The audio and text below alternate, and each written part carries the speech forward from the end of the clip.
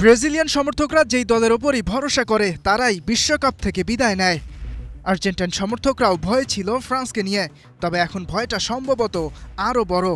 অপ্রতিরোধ্য গতিতে সেমিফাইনালে ওঠা ফ্রান্সকে যেভাবে ফু দিয়ে উড়িয়ে দিয়েছে স্পেন, তা দেখে যে কারো গা শিউরে উঠবে।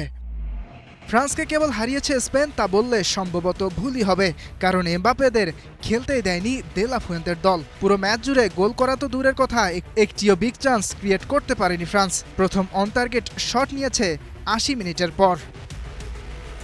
চলমান বিশ্বকাপে ৮ গোল করা এমবাপ্পেও ছিলেন একেবারে বোতলবন্দি। পুরো ম্যাচ জুড়ে বলে টাচ করেছেন মাত্র ৩৪ বার। একটিও অন টার্গেট শট ছিল না রিয়াল মাদ্রিদ তারকার। এমবাপ্পে, দেমবেলে, ওলিসের জুটিকে পকেটে পুরে রেখেছে কুবার্সি কুকুরেয়ারা।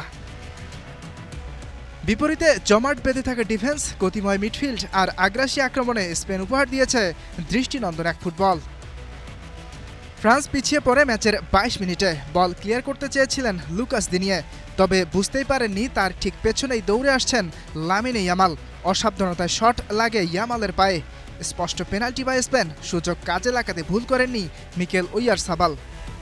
দ্বিতীয়ার্ধে ফ্রান্স ঘুরে দাঁড়ানোর বদলে আবারও পিছিয়ে পড়ে। ৫৮ মিনিটে পেদ্রো পারোর গোলে লিড দ্বিগুণ করে স্প্যানিশরা।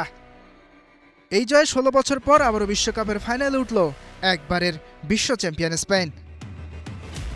ইয়াসির আরাফাত সবুজ, স্টার প্লে।